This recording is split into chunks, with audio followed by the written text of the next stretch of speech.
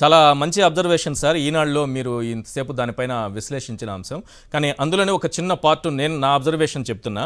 Front పేజీలో అంటే లోపల 5వ పేజీలో వారు 10 ప్రశ్నలు వేసుకుంటూ జగన్ గారికి నీకు అర్హత లేదు తాకడానికని ఆయన రాసినటువంటి వార్త ఏంటంటే, రామోజీ గారు ఒకసారి చూడండి. నక్కకు నాగలోకానికి నక్కకు నక్కెక్కడ నాగలోకం ఎక్కడ, అంబేద్కర్ విగ్రహాన్ని తాకే అర్హత మీకెక్కడిది జగన్? అయ్యా రామోజీ గారు, నక్క ఎక్కడ నాగలోకం ఎక్కడ? 2 అంశాలు చెప్తాను సార్. ఒక ముఖ్యమంత్రిని 5 కోట్ల ఆంధ్రులు 151 సీట్లతో గెలిపించుకున్నటువంటి ముఖ్యమంత్రిని నక్క అన్నావు. నిన్ను రామోజీ కాకుండా దగుల్బాల్జీ అని అనాలనుంది, కానీ నా విజ్ఞత అడ్డొస్తోంది, నేను అనను. నేను ఎప్పుడు మిమ్మల్ని ప్రశ్నించినా జస్ట్ రామోజీ క్యాజీ అని ప్రశ్నిస్తా. కానీ మీరు ఒక ముఖ్యమంత్రిని 5 కోట్ల ఆంధ్రులు ఎన్నుకున్నటువంటి ఒక ముఖ్యమంత్రిని నక్కతో పోల్చారు. ఇక్కడ ఇంకో అంశం చెప్తాను మిస్టర్ రామోజీ, రాసిపెట్టుకో. నక్క ఎక్కడ నాగలోకం ఎక్కడ అన్నావు కదా, ఇంపోజిషన్ రాయ్. నాగలోకం కాదది, నాకలోకం.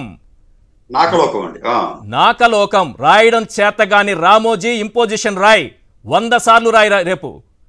నక్క ఎక్కడ నాగలోకం ఎక్కడ నీకు అసలు తెలుసా? దాని మీనింగ్ తెలుసా? నాకలోకం, నాకం అంటే స్వర్గము, నక్క నాకలోకం ఈ రెంటిని పోలుస్తారు. కానీ నాగలోకం ఎవరు నేర్పించారు? చంద్రబాబు పెట్టిన బడులో చదువుకున్నావా ఏంది నువ్వు? నీ విజ్ఞానం ఇదే, నీ స్థాయి ఇదే. నక్కకి నాగలోకానికంటే ఎవడు చెప్పాడు నీకు నక్కకి నాగలోకానికని? నక్క ఎక్కడ నాకలోకం అనాలి, నాగలోకం అని రాసావు నువ్వు.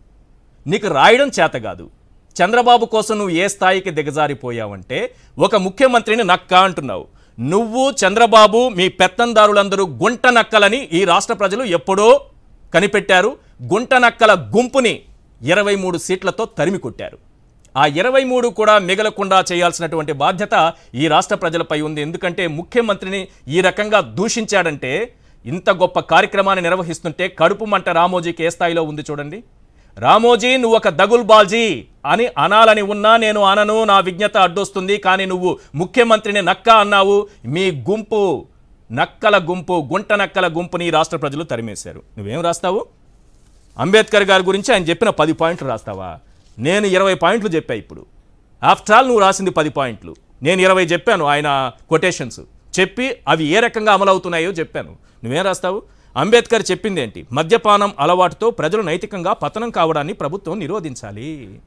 మద్యపాన నిషేధం తీసుకొచ్చింది ఎన్టీ రామారావు అయితే దాన్ని తీసేసింది ఎవరు? రామోజీ, చంద్రబాబు. నీ అవసరానికి మద్యపానం ఉద్యమం నడిపిస్తావు, లేదంటే ఆ ఉద్యమాన్ని అణగదొక్కుతావు. ఆ మద్యపానం కింద వ్యాపారం చేసినటువంటి నీచమైనటువంటి సంస్కృతి నీదే రామోజీ. కాబట్టి ఈ ప్రశ్న వేసే అర్హత నీకు లేదు, సిగ్గుతో తలదించుకో. పాయింట్ నెంబర్ 2, అంబేద్కర్ చెప్పింది ఏంటని ఇంకో పాయింట్. రాష్ట్ర వనరుల్ని వీలైనంత ఎక్కువగా ప్రయోజనం కలిగే విధంగా వినియోగించుకోవాలి. రాష్ట్ర వనరుల దోపిడీ, అమరావతిలో 35,000 ఎకరాలు రైతుల నుంచి దోచుకుంది ఎవరు? రైతుల పంటలకి నిప్పు పెట్టింది ఎవరు? కరకట్ట పక్కన నివాసం ఏర్పరచుకునే అక్రమ నివాసం దగ్గరే ఇసుక తవ్వకాలు, అక్రమంగా వేల కోట్ల రూపాయల ఇసుక తవ్వకాలు జరిపించింది ఎవరు? ఎన్జిటి ఫైన్ వేసింది ఎవరి నెత్తిన వేసింది రామోజీ? నీ చంద్రబాబు నెత్తిన వేసింది. 100 కోట్ల ఫైన్ వేసింది నేషనల్ గ్రీన్ ట్రైబ్యునల్. మరి వనరులను దోచుకుంది ఎవరు? చంద్రబాబు. అంబేద్కర్ చెప్పింది ఏంటి? ఆ ఆదాయాలకు మూలమైన పరిశ్రమలు ధ్వంసం చేస్తున్నారా? చంద్రబాబు తెచ్చిన ఒక పరిశ్రమ పేరు చెప్పు. పాపం మోడీ గారి పుత్రిక కియా, దాన్ని నేనే తెచ్చాను పక్కింటోళ్ళ పుత్రికను తన పుత్రిక చెప్పుకునే సిగ్గుచేటు. అది తప్ప చంద్రబాబు జీవితంలో చెప్పుకోదగ్గ ఒక పరిశ్రమ గురించి చెప్పు నువ్వు. ఈరోజు ఎన్ని పరిశ్రమలు వచ్చాయి రాష్ట్రానికి? నీ కంటికి కనపడవు. 4.5 ఏళ్లలో 130 భారీ ప్రాజెక్టులు, 70,000 కోట్ల రూపాయల పెట్టుబడులు వాస్తవ రూపంలోకి వచ్చాయి సార్. ఎటువంటి పారిశ్రామికవేత్తలు వచ్చారు? ముఖేష్ అంబానీ, టాటా, బిర్లా, అదానీ, ఆర్సెలర్స్ మిట్టల్, సంఘ్వి, భజంకా, భంగర్, ఎవరు వీళ్ళంతా? ఇంతమంది వచ్చి ఇక్కడ పెట్టుబడులు పెడుతుంటే నీ కంటికి కనపడకపోతే కాంట్రాక్ట్ ఆపరేషన్ చేయించుకో. ఇన్ఫోసిస్, విప్రో, అమెజాన్, బిఈఎల్, రాడ్స్టాన్, ఎక్కడి నుంచి వచ్చాయి ఇవన్నీ? విశాఖలో వచ్చినటువంటి ఐటీ కంపెనీలు కావా ఇవన్నీ? 2022-23లో రాష్ట్ర ప్రభుత్వం 3,32,000 కోట్లను ఆకర్షించిందని ఎంఎస్ఎంఈ ఎక్స్పోర్ట్ ప్రమోషన్ కౌన్సిల్ ఇచ్చిన సర్టిఫికేట్ సార్ ఇది. కంటికి కనపడదా? ఉద్యోగాలు ఎక్కడొచ్చాయి, పరిశ్రమలు ఎక్కడొచ్చాయని రాస్తావా? 4, అంబేద్కర్ చెప్పింది ఏంటి? విద్యా వ్యాప్తికి కృషి చేయడమే విశ్వవిద్యాలయ కర్తవ్యం అంట. విద్యావ్యాప్తికి కృషి చేసిన ఏకైక నాయకుడు వైఎస్ జగన్మోహన్ రెడ్డి గారు. విద్యా సంస్కరణలు తీసుకొచ్చిన ఏకైక నాయకుడు జగన్మోహన్ రెడ్డి గారు. చంద్రబాబు నాయుడు గారు ఏం చేశారు సార్?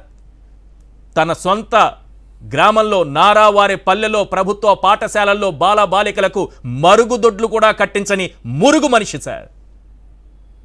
విద్యారంగంలో విప్లవాత్మక సంస్కరణలు తీసుకొచ్చారు. విద్య గురించి మాట్లాడే అర్హత నీకు చంద్రబాబుకు ఉందా? సిగ్గుతో తలదించుకో. ఇంకేంది? ప్రజాస్వామ్యం విజయవంతం కావాలంటే క్రియాశీలక ప్రతిపక్షం ఉండి తెరాలా. మరి 23 మంది జగన్ గారి భుజాలపైన, ఆయన భుజాల కష్టాలతో గెలిపించుకున్న 67 మందిలో 23 మందిని అక్రమంగా పశువులను కొన్నట్టు సంతలో కొని చంద్రబాబు ప్రజాస్వామ్యాన్ని కూనీ చేసినప్పుడు ఎక్కడున్నావు రామోజీ? ఏ గుట్టలో దాక్కున్నావు? అందులో 4 ఏమిచ్చారు? మంత్రి పదవులు ఇచ్చారు. మొన్నటికి మొన్న ఎమ్మెల్సీ ఎన్నికల్లో దొంగ ఓట్లు, క్రాస్ ఓటింగ్లు వేయించుకుని గెలిచినటువంటి ప్రజాస్వామ్యాన్ని కూనీ చేసినటువంటి వ్యక్తి చంద్రబాబు. ఆయన గురించి రాయి. ఓటుకు నోట్లో దొరికిపోయిన దొంగ గురించి రాయి. నువ్వా ప్రజాస్వామ్యం గురించి మాట్లాడేది? ఇంకేమంటావు? అంబేద్కర్ చెప్పింది ఏంటి? పౌరుల భావ ప్రకటన హక్కులో పత్రికా స్వేచ్ఛ. పత్రికా స్వేచ్ఛ, ఎంతమందిని అరెస్ట్ చేశారు? ఇవేవి చెప్పను నేను. రామోజీ గారు రేపు పొద్దున 7:15 ఒక్కసారి సాక్షి టీవీ ఆన్ చేయండి. కొమ్మినేని శ్రీనివాసరావు గారి డిబేట్ కనిపిస్తుంది మీకు. ఆయన విశ్లేషణ కార్యక్రమం కనిపిస్తుంది. పత్రికా స్వేచ్ఛని, విలేకరుల గొంతుని నువ్వు ఏ రకంగా నొక్కేశారో నువ్వు చంద్రబాబు ప్రత్యక్ష సాక్ష్యంగా మీకు కొమ్మినేని శ్రీనివాసరావు గారు కనిపిస్తారు సార్. ఏం చెప్పాలి నీకు ఇంతకంటే? ఇంకా ఏంటి రాతలు? ఎన్నికలు సక్రమంగా నిష్పక్షపాతంగా జరగడం అనేది ప్రజాస్వామ్యానికి పునాదని అంబేద్కర్ అన్నారట. మరి 2003లో 1,10,00,000 దొంగ ఓట్లు చేర్పించిన దొంగ ఎవరు సార్? కుప్పంలో 43,000 దొంగ ఓట్లు చేర్పించిన దొంగ ఎవరు సార్? మొన్న 2019లో 63 లక్షల దొంగ ఓట్లు చేర్పించిన దొంగ ఎవరు సార్? ఇప్పుడు తెలంగాణ ఎన్నికలు ముగిసిపోగానే వెంటనే అక్కడి నుంచి ఇక్కడ డబుల్ ఓట్లు వేయించడానికి కృషి చేస్తున్నటువంటి దొంగ ఎవరు సార్? హైదరాబాద్లో బ్యానర్లు కట్టి మరీ దొంగ ఓట్ల కోసం రండి, డబుల్ ఓట్ల కోసం రండి అని అక్కడ గ్రూపులు ఏర్పాటు చేసి పిలుస్తోంది ఎవరు సార్? మీరా ప్రజాస్వామ్యం గురించి మాట్లాడేది? ఎస్, కాకమాను రాజశేఖర్ గారు, ఏంటి రాతలు? ఎంత దుర్మార్గపు రాతలంటే ఇవి చూస్తుంటే ఇది ఒక పత్రిక, దీనికి విలువలు ఉన్నాయా? అసలు వీళ్ళకి ప్రజలంటే, దళితులంటే ప్రేమ, గౌరవం ఏమైనా ఉన్నాయా అనిపిస్తోంది సార్. ఏంటి రాతలు? ఈ రాతల గురించి ఏం చెప్తారు? ఈరోజు ఇంత గొప్ప కార్యక్రమం జరుగుతుంటే వీళ్ళు రాసినటువంటి రాతలు.